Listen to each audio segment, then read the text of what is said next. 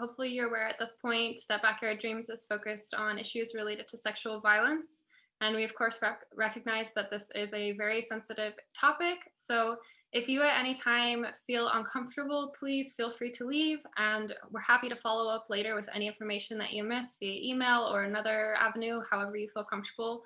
We really want you to listen to your body and feel empowered to do so without any repercussion. Don't worry, we completely understand. But that being said, we're really glad to have those of you that are here, and we'll start kicking things off. What we'll run through today is who we are as an organization, about our origins, our history, what we're doing, and then a little bit about how we do it as well. So I'm really excited, especially for a couple aspects that you'll be the first people to see a demo of our new app, as well as follow a survivor on her journey. And yeah, we're just really excited to kick things off and start with that. So let's dive into who we are. Backyard Dreams is an international nonprofit association empowering women through education. That's our mission. That has always been our mission, although we've expanded from our origins. So a few of you might be familiar. I see a few faces that were there at our very first event in 2018. We originally started in San Francisco, California, and Tijuana, Mexico, co-located. And that was, our mission was still the same then, focused on empowering young women who had gone through experiences of sexual violence or abuse. Originally, we were providing education funding, so grants and scholarships. And this is a photo from one of our first events. The image of Backyard Dreams is evocative of our name. We chose that because we're very community oriented and we start in the backyard. We start in our own homes, and this movement and this change is all about us. Three of those people who were there at the original event are three of our co-founders. So I want to introduce the people behind making us who we are. First, I think I know most of you, but for those of you that don't know me, my name is Jessica Airy. I am an American. I'm originally from San Francisco, but I'm now living in Lille in France. And I'm the director and co-founder of Backyard Dreams. So my background originally is in international relations and public relations. I have about 10 years of experience with volunteering with victims of sexual violence, as well as about 9.5 years of experience in international communications. And I've also begun researching over the past 4 years sexual violence in terms of how we talk about it linguistically and the issue in general as it relates to international law. So I'm currently completing a master's research project on that topic right now. And my background originally, before moving to France, started in Silicon Valley. So I worked with a lot of startups and on app development, which will explain why that's relevant in a little bit. But before I do that, I'll toss it over to my lovely co-founders. Jason. Hey guys, so my name's Jason Hogan. I am the technology director and software development guy for Backyard Dreams. My background is in software engineering and kind of specifically mobile app development for various startups in Silicon Valley and also in Dublin, where I live now. And yeah, I'm involved with this because I'm just constantly amazed by the injustice shown in people's experiences of sexual violence and in their subsequent attempts at recourse. And also in the absurd statistics around how few cases are ever prosecuted or reported or even believed in the first place. So yeah, I think it's an area where there's so much scope for me to use my professional skills to try and actually help in a meaningful way. So I'm really excited to be on board, and I will pass you over to Isabel. Hello, I'm Isabel. I live in London, and I first met Jason and Jess working in San Francisco, and I was the MC at the first Backyard Dreams event. So that's kind of how I got involved. And yeah, I'm a news producer, so I'm kind of going to be running the communication side of what we do. And the reason I got involved was this is an issue that affects me and all the people closest to me in my life. And I really want to create an equality of opportunity for everyone to get the resources that they need at kind of the lowest stakes, and you know, really reduce the barriers to getting people the help they deserve after experiences of sexual violence. So I'm really excited about what we can do here. And I think, there's great scope for a lot of change through what we're doing. So another one of our really valuable board members is Lorianne. She unfortunately has a conflict today, but she sent her best wishes. She is our legal advisor. She is an international human rights lawyer and has worked within the EU, as well as a number of different nonprofit initiatives, all focused around education, refugee rights, and migrant issues. And she has a master's degree in humanitarian and refugee law. So she's fantastic, and she's been so valuable to our team. Hi, I'm Hannah. I'm the secretary and also taking minutes. I am an administrator in the arts and nonprofit sector, and my past research has been in accessibility and inclusion. And I got involved with Backyard Dreams because sexual violence is so widespread, and particularly for women, it's something that I'm passionate about and affects me, and this was a great opportunity to really make tangible change. And hi, I'm John McGuinness. I'm the treasurer for Backyard Dreams. So I'm based here in Dublin, Ireland. My background is in digital strategy and management consulting across kind of like Big Four, boutique and independent consulting, as well as a little bit of startup experience. I got involved in Backyard Dreams. The issue of sexual violence is still so prevalent. And I think that putting the resources in place to support people who've had an experience of sexual violence was something that I was really passionate about. And I was really excited about, trying to make that change and help people who had this experience. So that's me. Hi, I'm Pat and the strategic advisor for Backyard Dreams. My background is also in tech, but I'm first an educator, and my mission is to empower through knowledge. So I'm super excited to be helping out with Backyard Dreams, whose mission is to empower through education. Jessica, back to you. So there's two folks who are also really valuable to our team in terms of adding insights for resources that we're developing, and that would be Mathilde and Brian, who are both social workers in France and in Ireland, respectively, who have extensive experience working directly with refugees, migrants, and victims of sexual violence. So they are providing and have been providing insights for the app development and other features.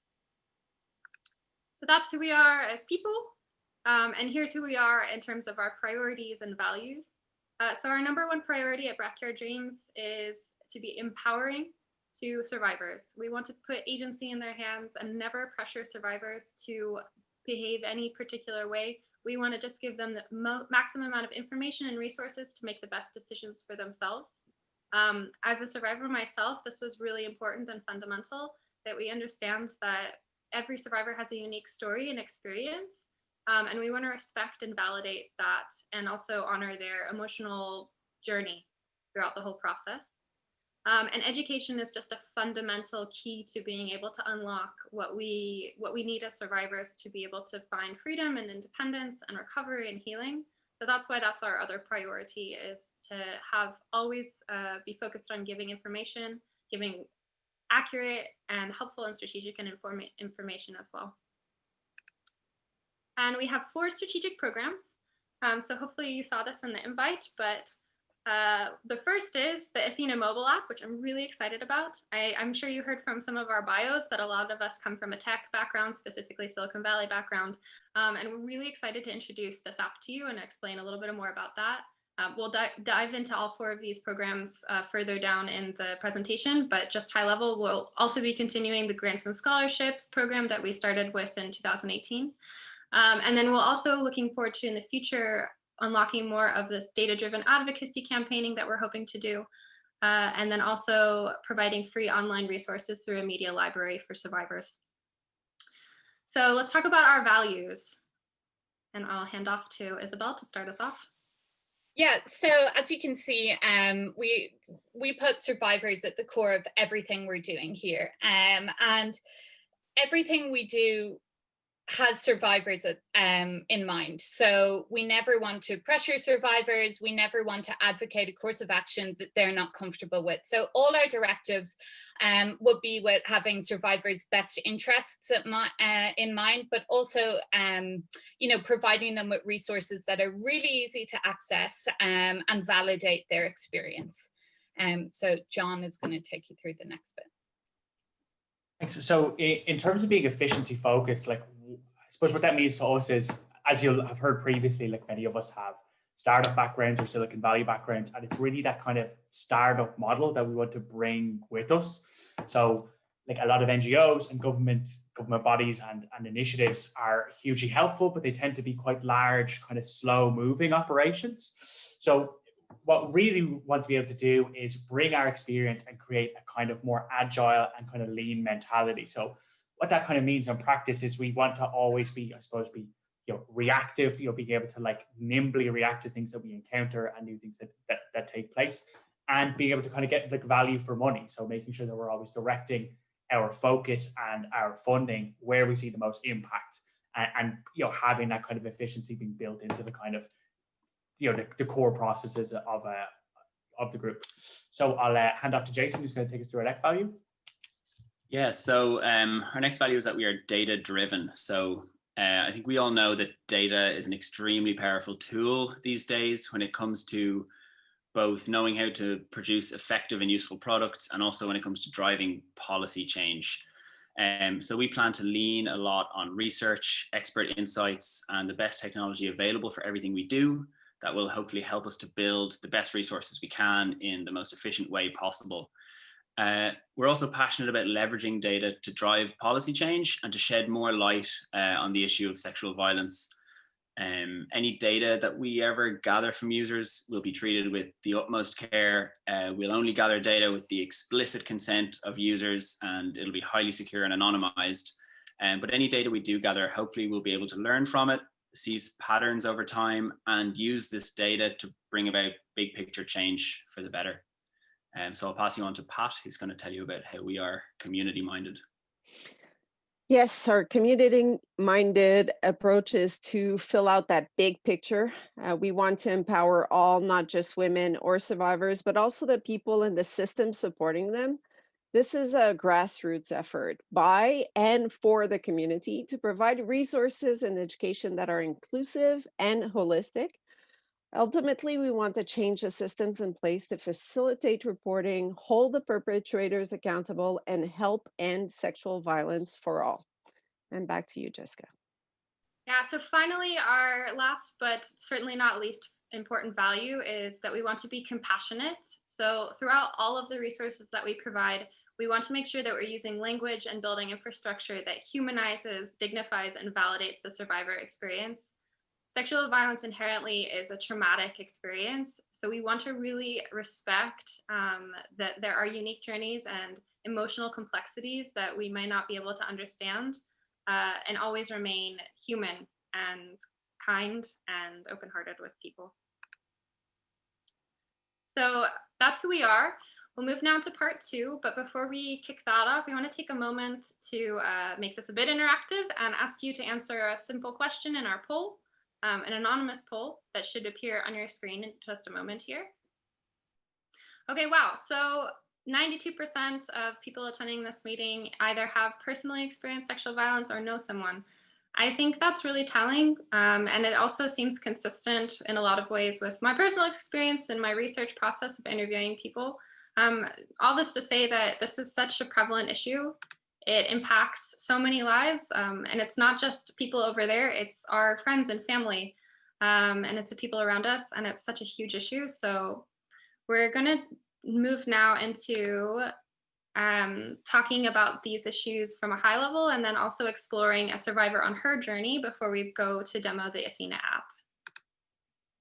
So I'm going to toss it to Isabel to talk a little bit about some high level stats.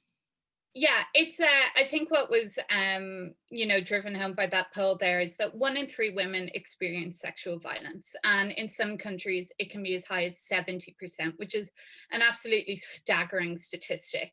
1 in 6 women experience rape, and it is the most underreported crime globally, which is astonishing given just how prevalent it is.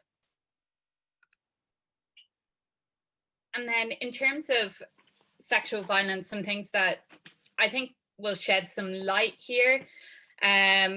usually the perpetrator is someone the victim knows personally, and that's not something we hear about a lot in education, but that's generally how it goes. Less than 40% of victims ever get help of any kind whatsoever, whether that's medical, psychological, financial. They don't receive that. And less than 10% of victims ever contact authorities and report that sexual violence. And from there, it filters down even lower. So conviction rates for sexual violence are really, really low. And coupled with the low reporting, people just aren't held accountable. And for one of the more sobering statistics is that for the average age of a survivor at the time of their first experience of sexual violence is 15 years old. So obviously very young. So to help personalize this, we wanted to put a name to our survivor and really explore her journey and her experience so we can kind of empathize with our target user. So we named her Maria. Apologies, I'm not sure. I think we might have had a Maria in the group, but we just wanted to pick a name that applies to a lot of women worldwide. So Maria in our story is a survivor of sexual violence. She was raped by her boyfriend, which we'll talk about why Isabel's already mentioned why it's important to remember that this isn't someone necessarily attacking you in the street, but it could be someone you know and love. And for us, Maria is someone who's 21 years old. She's a migrant. She's living in Paris, France with her boyfriend and child. But she's a migrant and she's not fluent in French yet. However, all of her local resources are in French. She's not a European citizen. She doesn't own a bank account and she doesn't have a job. She's completed some high school, but she never went to university. And most critically, she's far away from her friends and family of origin, and that is a real challenge for someone recovering from sexual violence. So you want to take a moment to think about how does Maria feel? How does Maria feel post-sexual violence experience? And we imagine, based on our data and research and personal experiences, that she probably feels scared. She might also feel powerless, stuck, confused, overwhelmed, alone. She's isolated from people who might be able to help her, and she's disconnected from the resources that could also aid her. She probably has undiagnosed post-traumatic stress disorder, which means she could be suffering from a myriad of symptoms such as nightmares, panic attacks, and depression. She isn't sure how to describe what happened to her, which is something that we'll really touch on later on. But especially since the perpetrator is her boyfriend, sometimes that can make it really difficult for survivors to come forward because they know the person and the people in their communities also know that person too.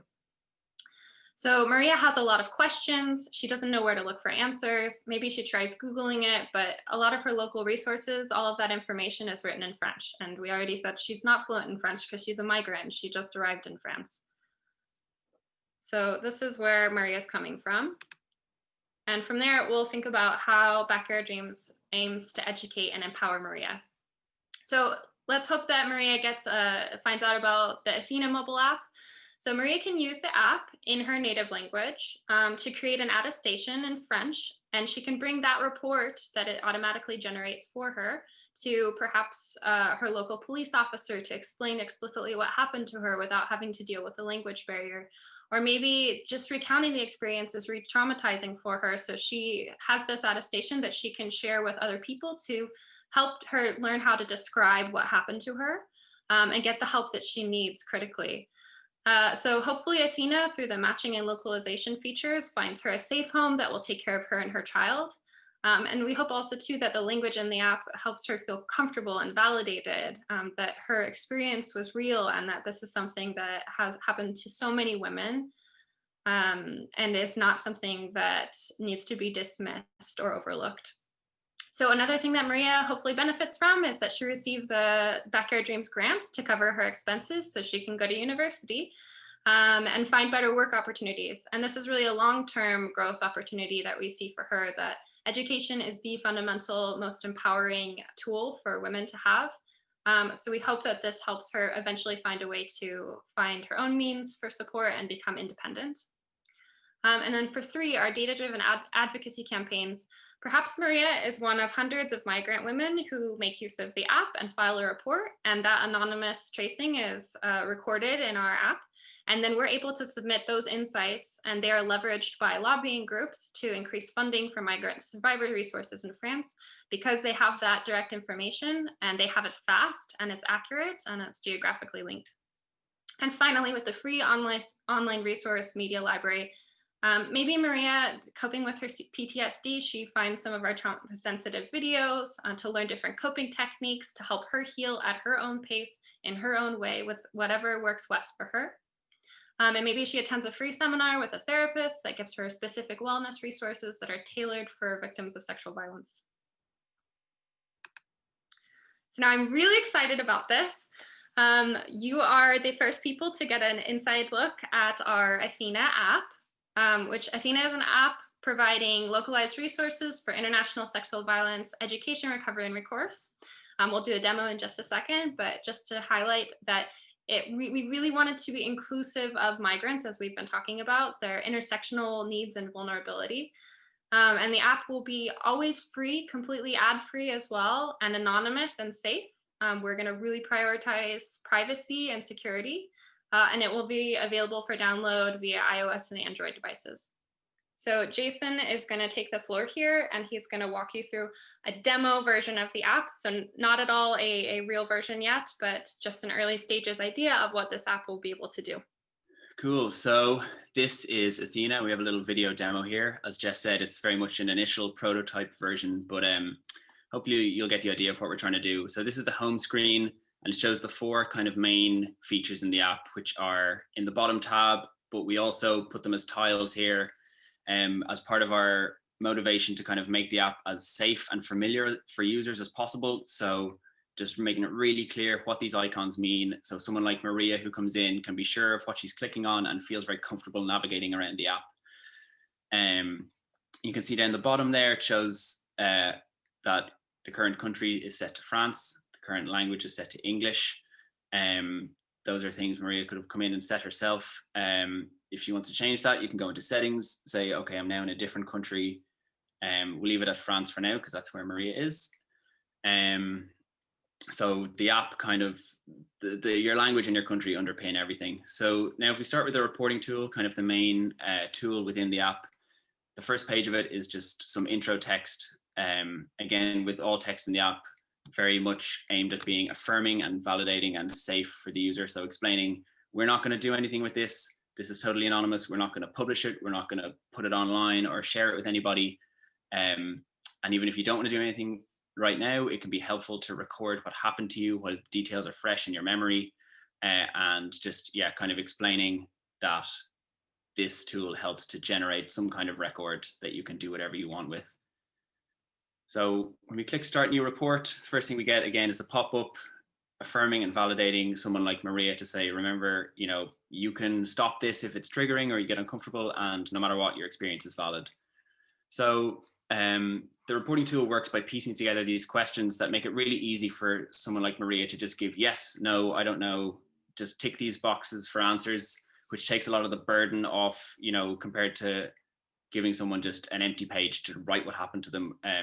We can kind of handhold and guide users through this to make it as kind of painless as possible or as easy as possible. So some questions like, were there any witnesses present when the sexual violence occurred? Did you know the person or persons who harmed you prior to the incident or incidents? Yeah, this hopefully, you know, as we move through these questions, we piece together a better and better picture of what happened. We can ask, you know, it's useful to know if someone has any identifying information. It doesn't mean they have to upload it to the app, but it's just good to know, yes, I have that, should I be asked for it? And then the last question for this demo is just, are you under 18 years old? So on a full reporting tool, we would have a lot more questions than that and build up a lot more complete of a picture. For the sake of the demo, there's just 4 questions. So we'll click create report and we get this PDF created both in English, which is Maria's chosen language that she's comfortable with, and also in French, which is the language of France, where she said she's located. You can download both and save them to your phone, do whatever you want with them. And again, some messaging there to remind a user like Maria that this might be helpful to show to the police, social workers, medical professionals, etc., just as a useful resource. You can also create as many reports as you want. So if we want to go back to the start and do another one, that's totally possible. So this, yeah, you can basically use this on an ongoing basis should you need to. So the next part of the app is resources. Again, this is a very lightweight example of what might be in here, but local resources such as websites to help with anxiety and depression, or local women's shelters. So on a page like this, perhaps Maria has said, okay, I want mental health resources in Paris. And this is something that we found, and we can show it to her. She can open this within the app, navigate the website. And yeah, this is part of the app that there's a lot of data we can put in here, and this will hopefully just keep growing forever, and it'll get more and more specific and more fleshed out the longer that the app is around. And yeah, as we expand into more countries, hopefully it'll become quite comprehensive. Move to the next part of the app, which is wellness. So in here, again, possibilities are kind of endless for this. It's a part of the app that can provide resources for your mental health, your physical health, your emotional health. So things like guided meditations or exercises, just maybe literature that is helpful in guiding you about yoga or meditations, advice on how to do yoga as a survivor in a way that's not triggering and is safe. You can have a journal section, and then at the bottom we have a panic attack guide for maybe in a moment of being triggered or having a panic attack, something that can be a safe space or just a grounding exercise. For now, the one that we do have that we can kind of demo a little bit is a sample breathing exercise. So if we open this, what we see is just a very simple, hopefully calming animation and a guided breathing exercise in app. That's very simple, but can be really kind of a powerful grounding tool for general mental health. It's similar to the stuff you kind of see on like the Headspace app or your Apple Watch or whatever. This whole breathing exercise is like 4 minutes long, but it's not. We're going to stop it here in a minute, but we'll let it play so you get kind of a better idea. While this is going, actually, I might just take the opportunity to say that we're developing this app in React Native, which is kind of a techie term, but it basically means that we can use one code base to make an app for both Android and iOS. So that's part of our efficiency that John spoke about, being able to build stuff really fast. And then the last section of the app is the glossary. So again, some hopefully affirming, validating language at the top there to explain what the glossary is and why it's important to understand the specific meanings of all the terms surrounding sexual violence. And then some sample definitions, such as like, what even is sexual violence? How is it defined? Okay, that definition is confusing. What does that really mean? Maria might have questions like, is partner rape sexual violence? Does that count? Yes, it does. Okay, what does that mean? So again, this can be fleshed out with loads more helpful definitions and tailored to different users. And then back to the home screen. So yeah, that's kind of an overview of what we're trying to do with Athena, what it might look like. And I will hand you over now to Isabel, who's going to talk about our next pillar, which is about grants and scholarships.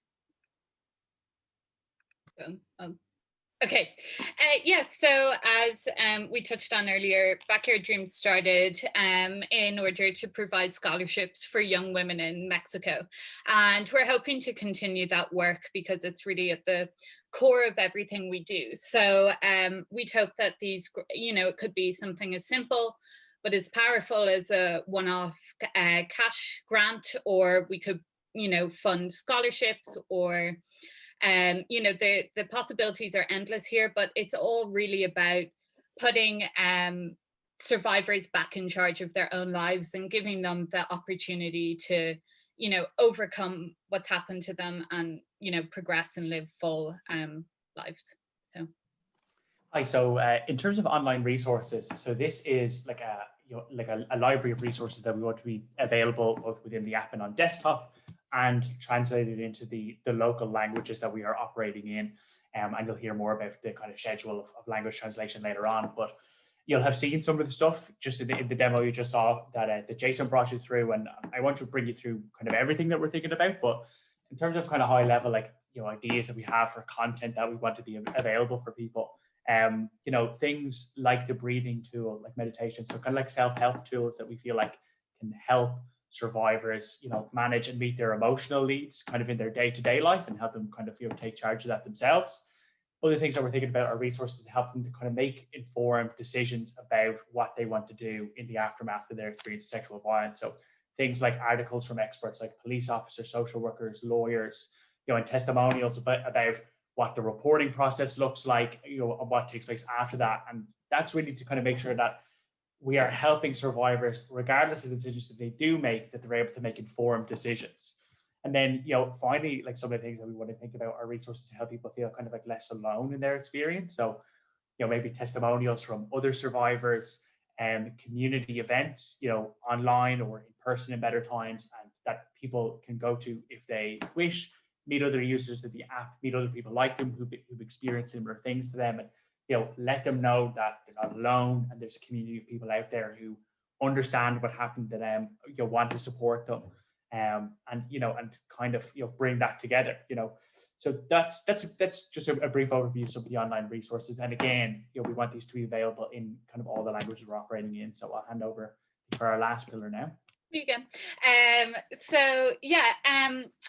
I think what's really important here is that a lot of NGOs operate like very slowly in kind of like a monolithic way. And we're really trying to bring the startup experience we have to really create like rapid modern solutions to this problem.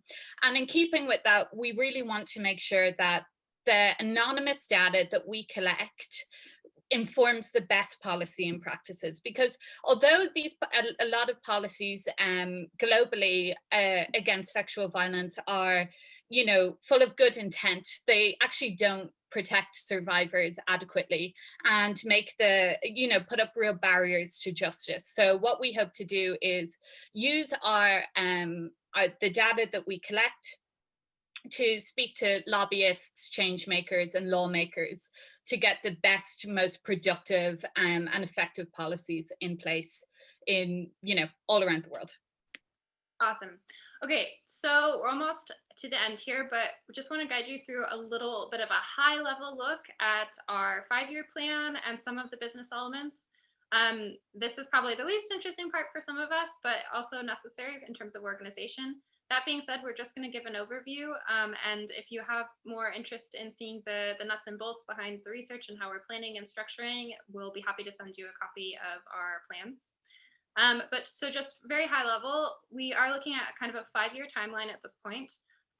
This year, we're really hoping to just get a demo version out of the app. And at this point, with our team limitations, since we're all part-time working right now and in different locations and with COVID and everything, we just want to get an early version with maybe 1 or 2 or 3 languages, because every time we add a language, that's a whole other level of customization that has to take place and information that has to be translated.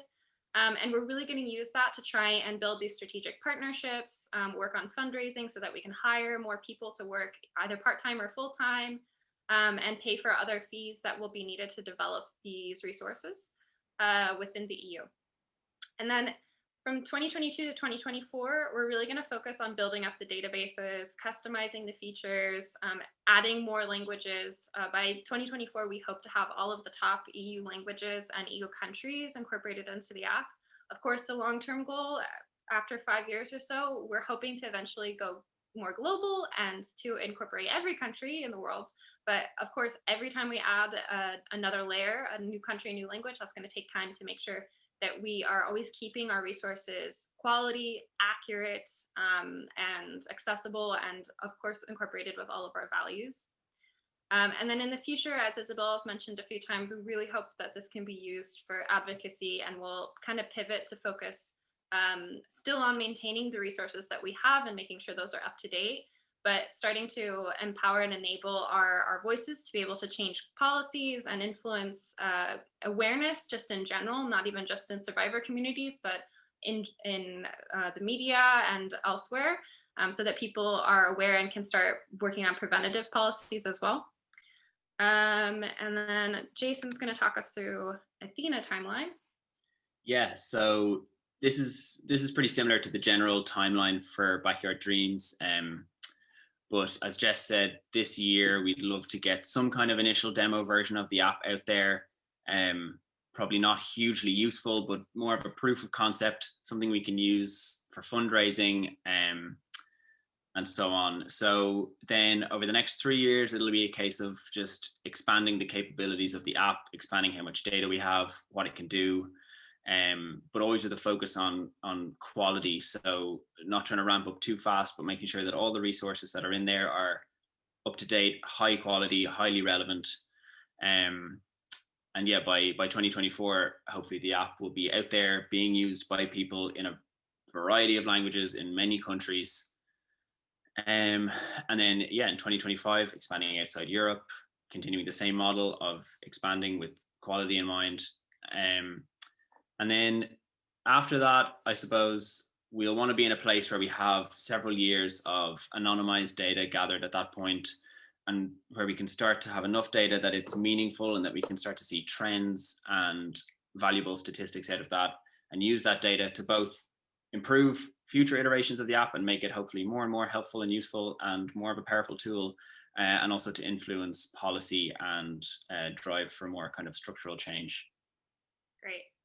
So we will not be able to do this alone, and we recognize that we always want to have a collaborative and not competitive mentality. This work needs to be done, and frankly, I don't care who does it as long as it's done well. So we really want to strike out some strong partnerships from the get-go. 2 organizations that we have already started talking to and are really interested in collaborating with are WAVE, Women Against Violence in Europe. I think Elizabeth is here actually.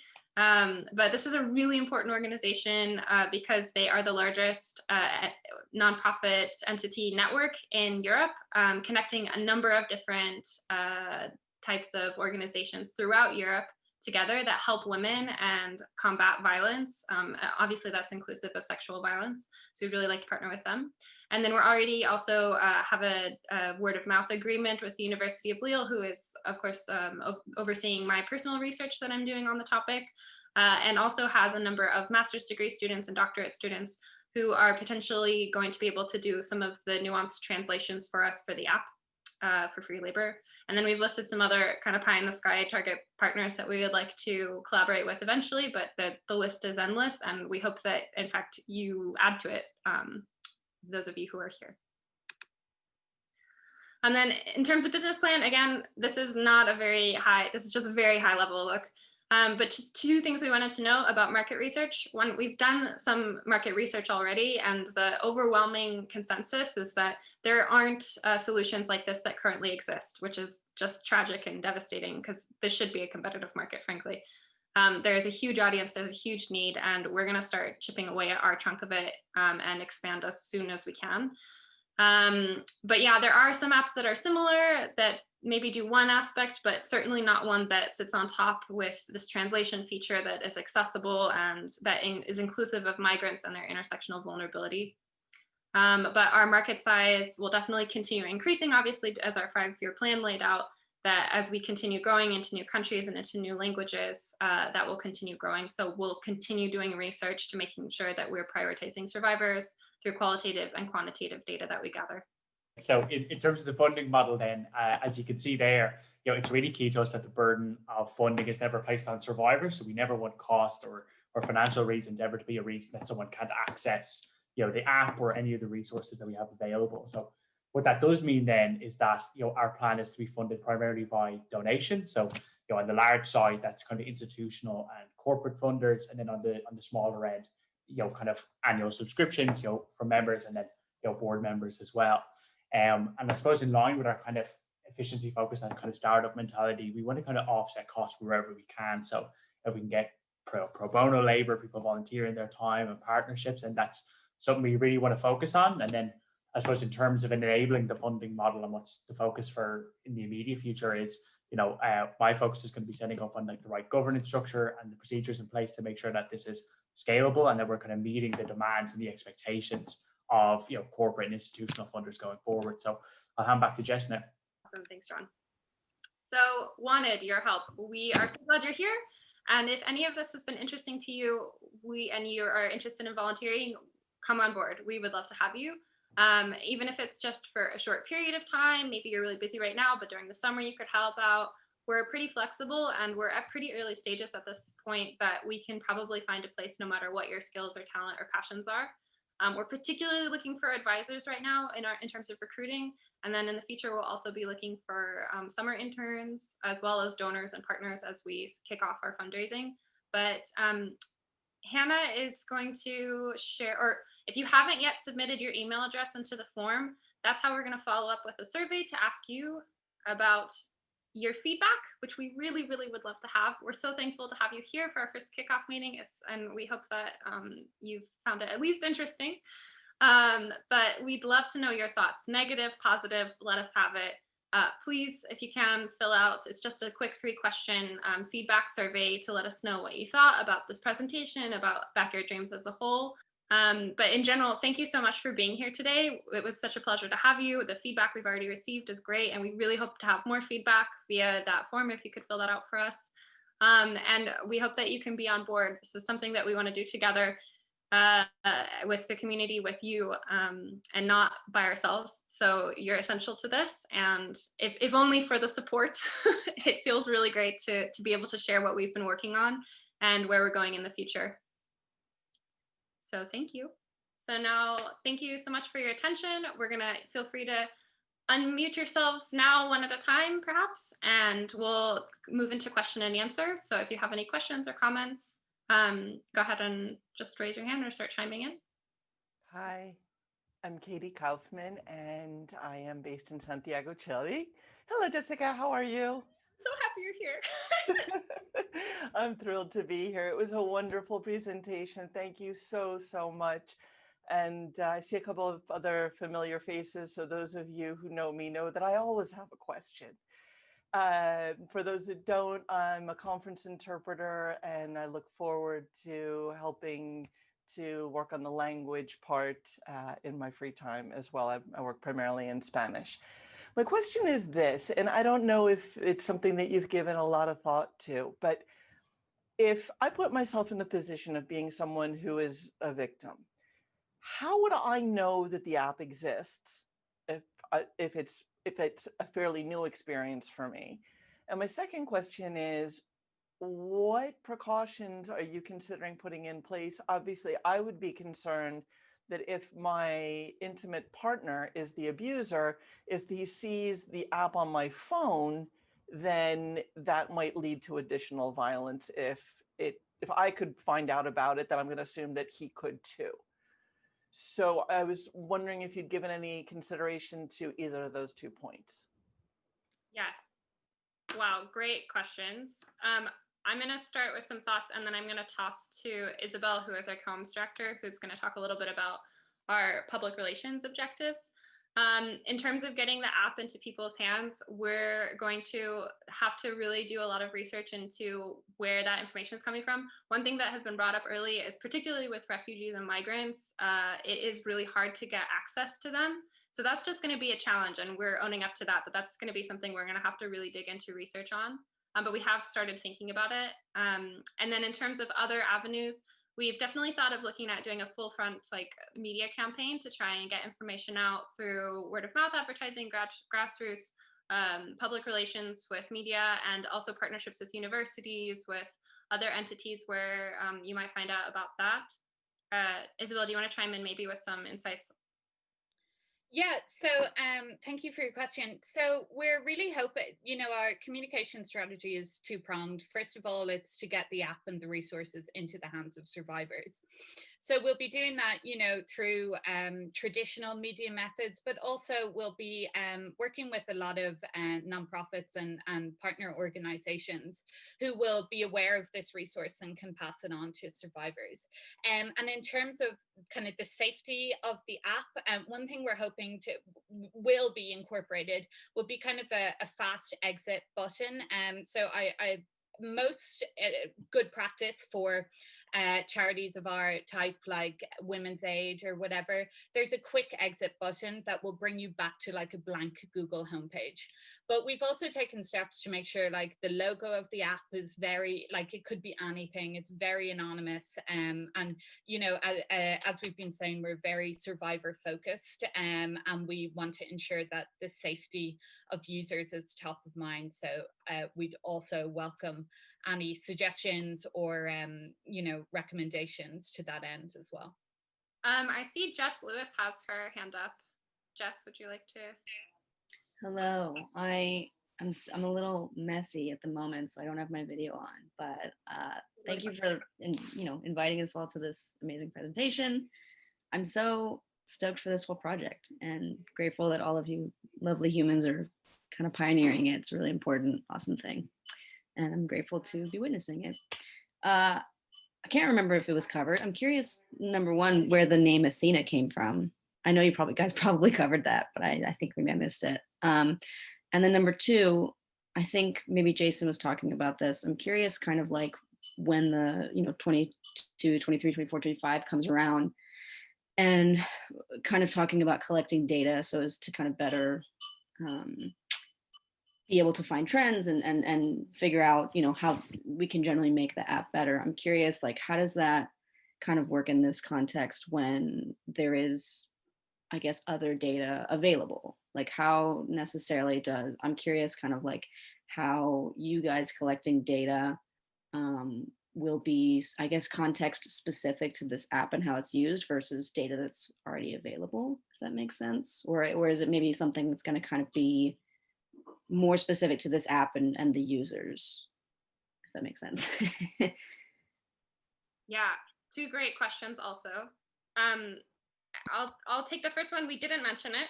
So Athena, we came across that name after testing some other names in a really small test. One, we were looking for what Isabel mentioned, a name that could be anything. So it's not necessarily immediately clear, like Survivor app for sexual violence, but that also was approachable.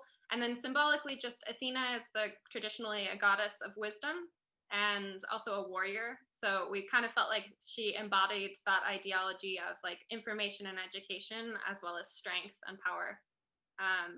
And then really good. I'm a little, could you maybe repeat the second question, or Jace, are you ready to, do you want to take it, or?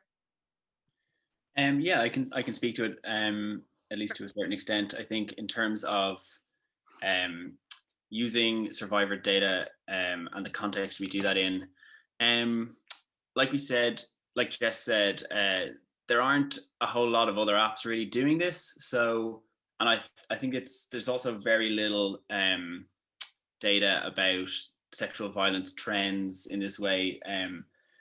We obviously wouldn't be looking to collect any sort of personally identifying information, but we can collect things like, was this partner rape or was it a stranger? Did it happen at Christmas or in the summer, or which country did it happen in? And over time, hopefully we'll be able to build up a trend of when sexual violence occurs, what kind of context it occurs in, where, and maybe we'll start to see some patterns emerging from that are not immediately obvious when looking at kind of day-to-day cases.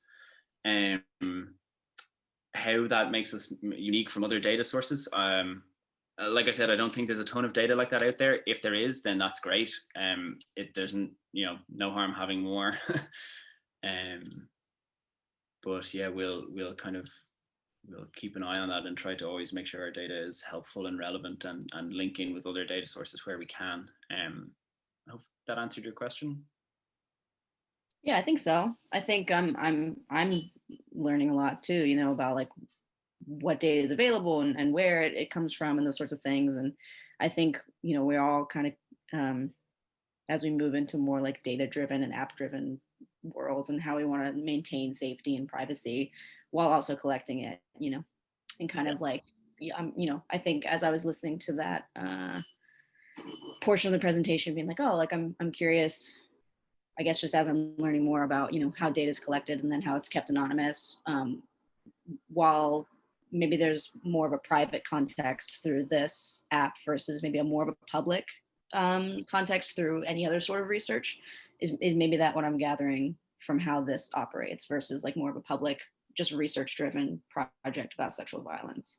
Yeah, I'll jump back in here. We definitely are going to do research projects in conjunction with the app data that we're gathering itself. So we'll definitely be interviewing survivors and gathering both qualitative and quantitative data on that front. But really, if you look right now, part of my challenge, honestly, from doing research thus far is there's so little of it. And there is even less as you start zooming out versus country specific. And another challenge is that communication and lack of reporting. Like as we saw in one of our slides, so few people come forward.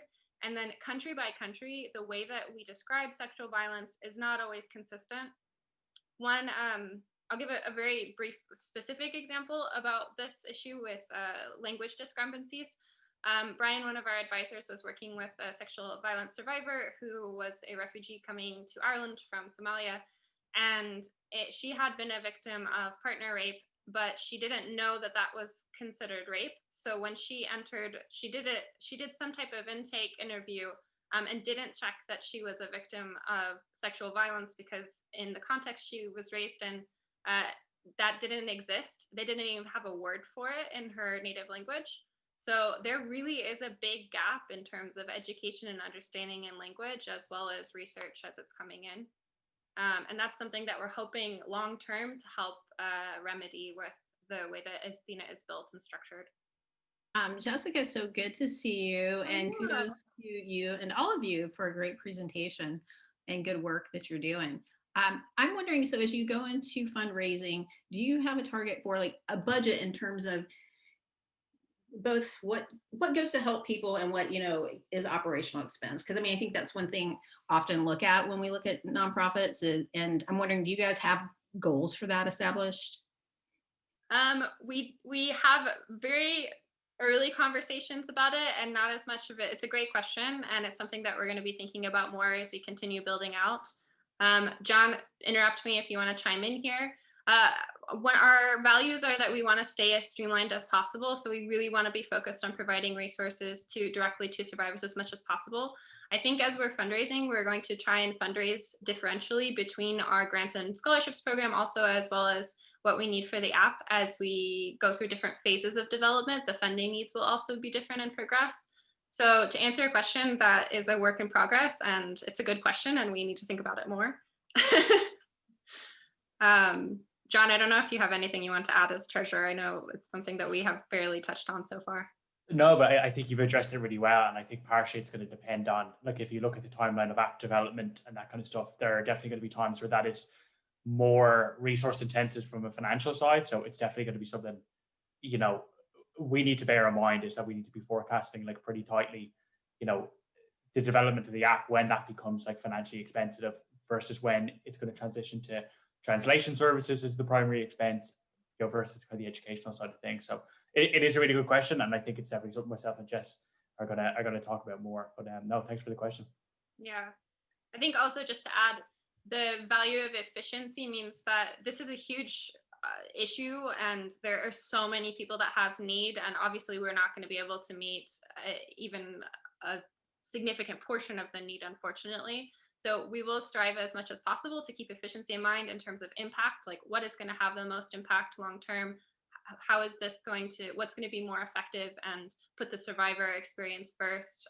So that'll be a more nuanced conversation that we're probably going to have to keep asking ourselves over and over and over again as we grow and evolve. So I have a couple questions. First of all, I appreciate all your efforts and your youth and your boldness, because I'm the grandma in the group here. So I have a couple questions, and probably relating to Anne-Marie's. I think regarding funding, when people look like myself at giving, we like to see that resources are actually going to people and not in such administrative costs. And that might have been part of what her question was. So just to chime in there. And I have a couple questions. The first one is, what's the priority? Is it getting the app completed first, or is it distributing your grants and scholarship? So that's the first question. And the second question I have is, have you contemplated partnering with organizations like A21 or Polaris Project, those things that are already existing for primarily human trafficking, but that also involves obviously sexual violence? So those are my two questions. I'm muting. So I think the first thing you asked was about administration. So right now, I think I would say that based on efficiency, there's a much more long-term benefit and potential for wider impact with the app. So that's kind of shifted to be our priority at this time, just because it has the potential to, in the long term, help more people. And also the other thing about the app is once we build it and it's has like the infrastructure is there and some of the media is there to begin with, it'll be easier to start evolving it over time. And then the grants and scholarships, we just recognize that sometimes there are needs that need to be met immediately and urgently. So I think that right now, for example, during the COVID crisis, there is a much greater need for grants and scholarships because domestic abuse has skyrocketed and there's been a lot more reports of sexual violence in people's homes. So we'll try to keep that startup mentality of staying agile and adjusting our priorities as there is need. So I don't know if that fully answers your first question. We might not have full answers to the first question, but just that we're going to keep thinking about that. And it's a really good question and it's something we're thinking about. And the second one, yeah, you listed some great organizations that are absolutely already on our list, but we need to add more. Polaris Project, absolutely, and A21.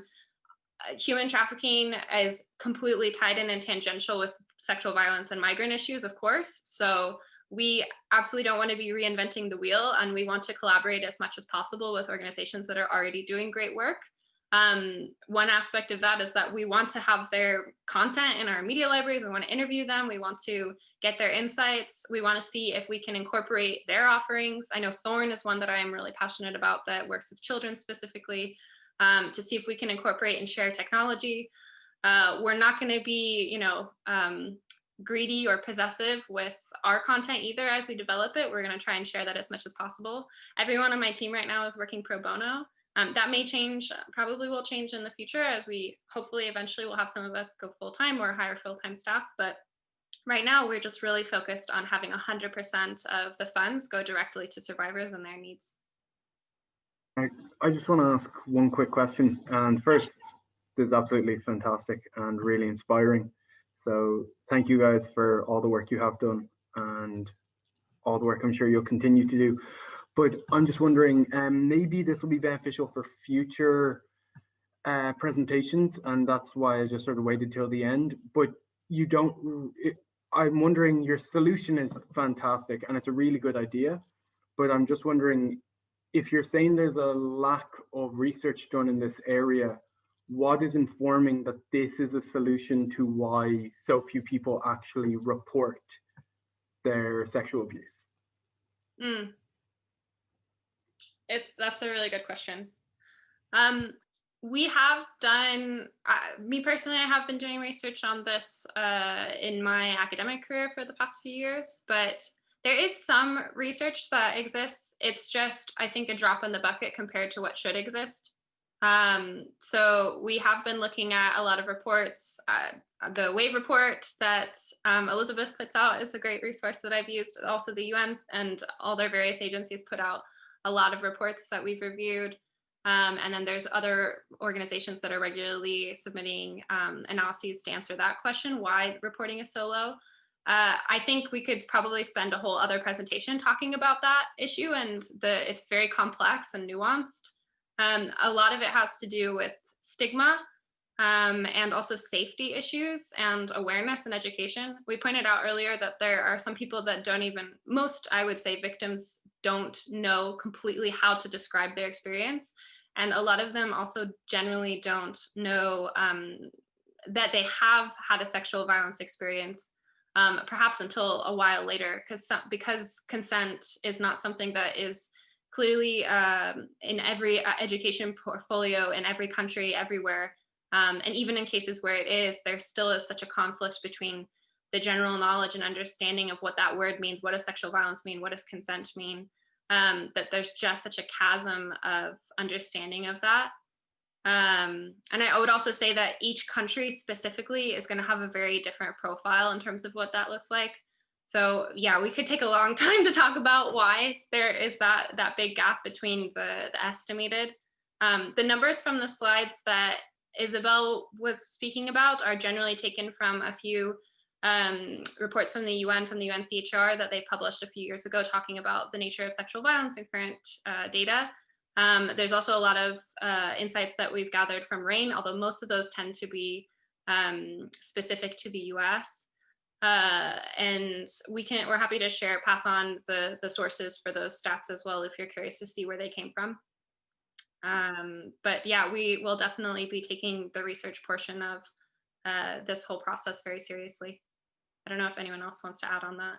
Basically, the thing to remember about the app is that it's low friction and it's not reporting to a body. You're basically just adding information to the app, answering question, and that's data that we can use to then later get those statistics, right? So it's not as if it has to go through proper channels in order to be collected. So that's a big difference with this app. And if I can also just weigh in, hi Brendan, but I think what's really important here is this is low stakes, and if someone makes a report and they choose not to do anything with it, but in 2 years' time they go to a teacher or a friend or a therapist and they have the words and the language that allows them to describe their experience, that goes some way along the line to get folks the help they deserve. So it's not just in terms of reporting, it's also in terms of healing and recovery. And, you know, it's kind of the first step, which is like very much a safe space, which I know is quite a hackneyed phrase, but is very much what we're trying to achieve here. That will make, you know, just the first baby step along the road. You know, we're not the entire solution, but we hope to, you know, be part of the solution here. Great, thank you very much. That was a very comprehensive answer. Thank you. Guys, can I actually ask a question as well? Is that okay? I just want to ask, I know that this whole project is very much focused towards women because women are by far the most vulnerable group in this, but another group that is really vulnerable is the trans community when it comes to sexual violence. So I was just wondering, is there going to be any part of this that is going to be specific to other groups who are really vulnerable, or are we going to mainly start off focusing on women and then maybe in future to spread out to different groups and populations? Excellent question. I am so glad that you asked this. Yeah, that is something that we've been talking about a lot. As you just said, the vast majority of sexual violence occurs in terms of like total population with women, but I'm sure that you're speaking to the fact that the trans community and non-binary community experiences an exponentially higher proportion of sexual violence. And while a lot of the language currently is tailored to specifically focusing on women, just because there are some nuances to how we communicate with women in that capacity, we absolutely want to be inclusive and acknowledging that, of course, non-binary and trans people experience sexual violence as well as men. People of any gender experience it. So there are some challenges with this in terms of collaborating and funding and prioritization, because a lot of what we've noticed is a lot of fundraising issues. There are some funds that are only allocated to women-specific organizations, for example, or that there are some limitations with how we might be able to structure ourselves, but it's something that we're thinking about, and we really want inclusivity to be a priority. So that will be something that perhaps as we continue to evolve and expand our focus, once we have a base developed for the app, we would like to expand to be more inclusive of everyone of any gender. Can I ask a question? Yes. First of all, thank you for the presentation. It was really, I think, well put together.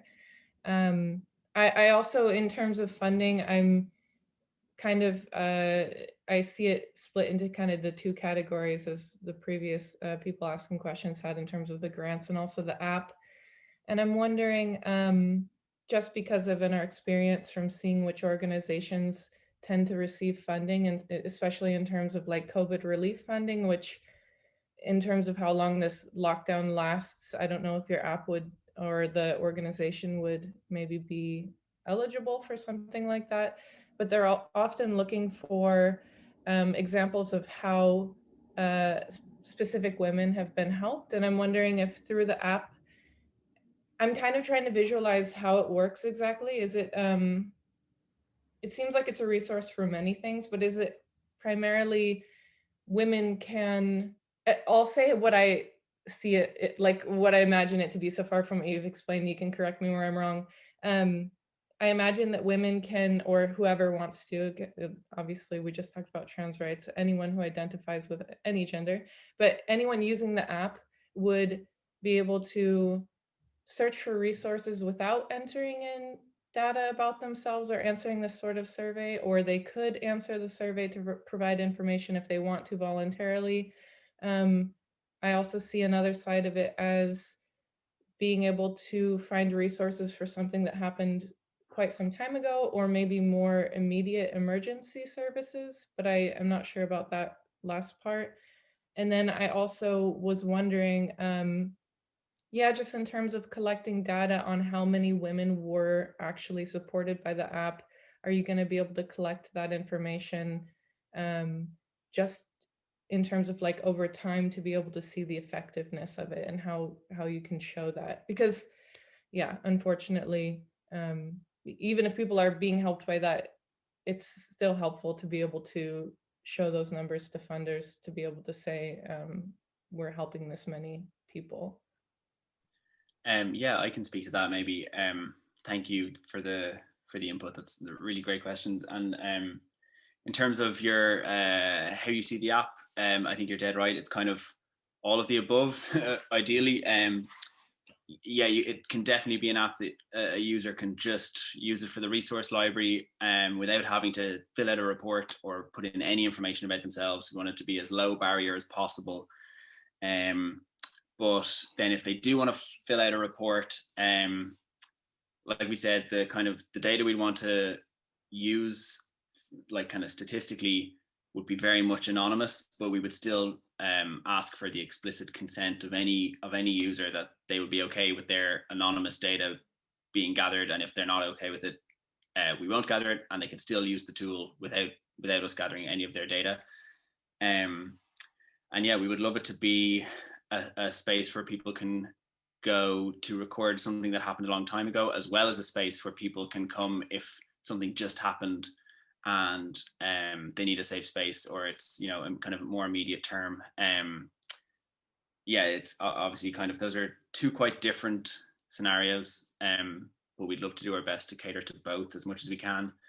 I think it's a really interesting and valuable point you made about when it comes to fundraising, funders might be looking for specific stories or kind of examples of women who have been helped by the app.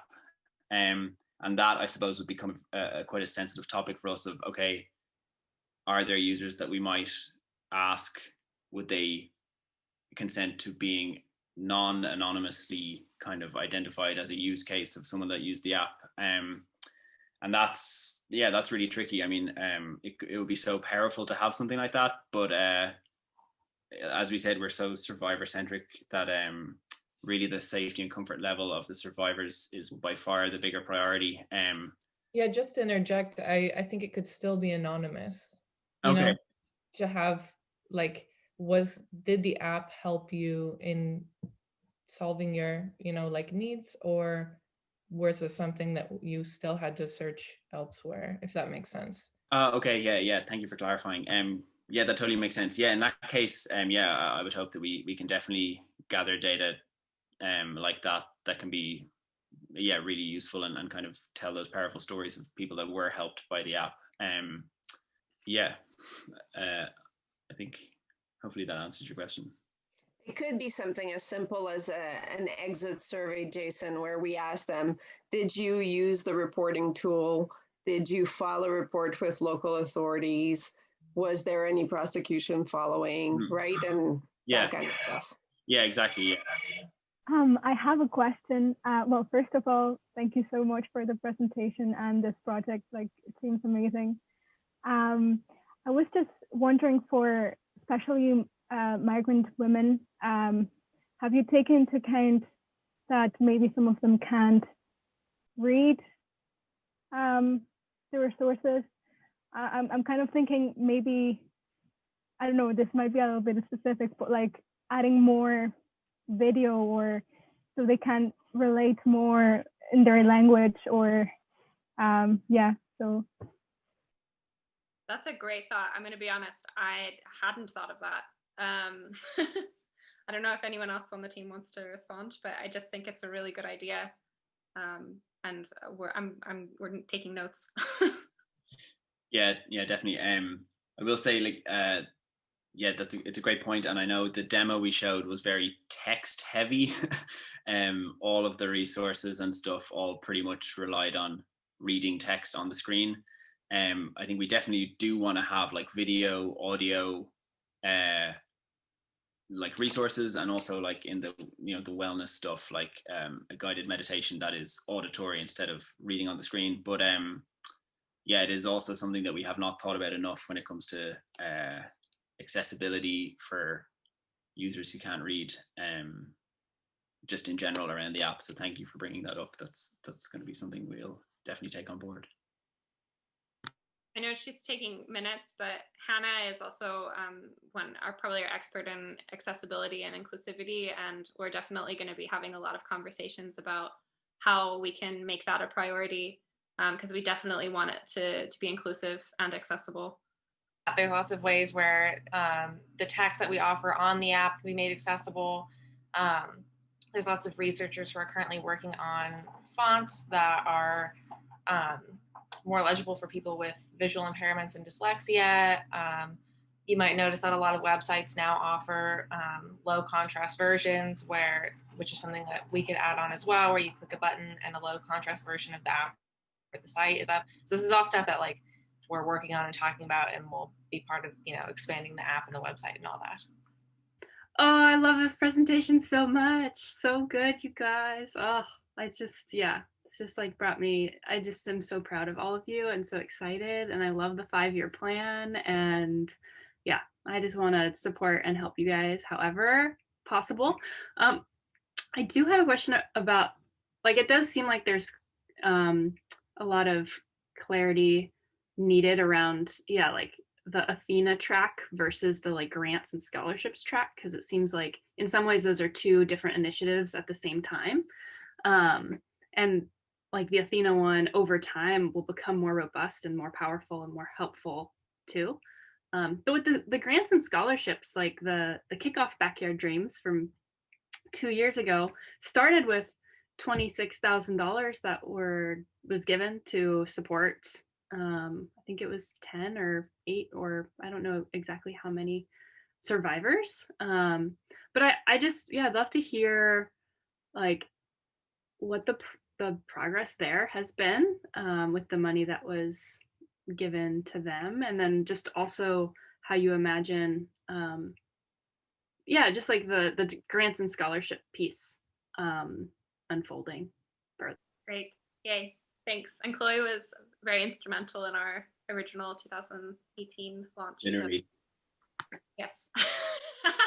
Instrumental being a pun because she was one of the performers. In the band. An original song was written about Backyard Dreams. Fun fact for those of you that didn't know. On Spotify. Is it really? Okay, well. Yeah.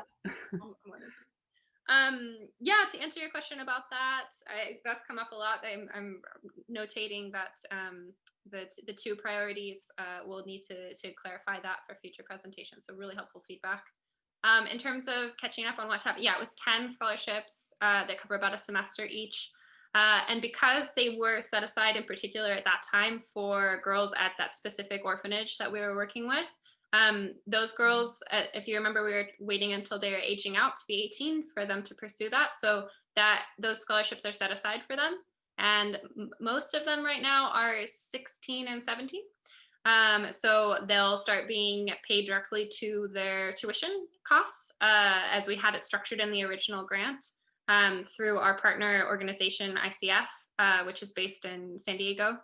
And in the future, we're going to have that model shift a bit to be more inclusive and different. So that's kind of going to be restructured, but that money, that 26,000 that was donated specifically for those girls, is still going directly to that program. And we'll be following up to make sure that that continues smoothly, and to make sure that they're okay as well. And I've stayed in touch with them obviously throughout this whole process. But in the future, we're hoping to expand that and revamp the scholarship and grant component, although we clearly need to do some more thinking about communication around that and prioritization in tangent with what Athena is doing. So it's a great point and thought. Thank you. We'll now stop recording, and that was our official meeting. Thank you so much for attending, and have a great rest of your day and weekend and life. Thanks for being here.